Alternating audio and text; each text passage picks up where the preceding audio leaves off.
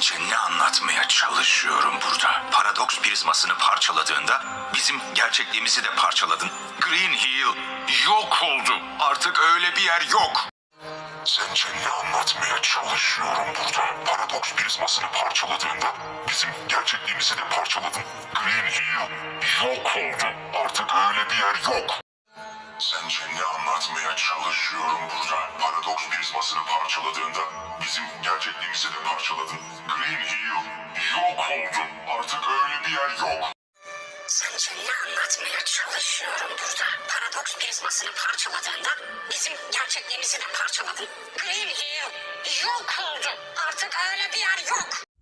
Sence ne anlatmaya çalışıyorum burada? Paradoks prizmasını parçaladığında bizim gerçekliğimizi de parçaladın.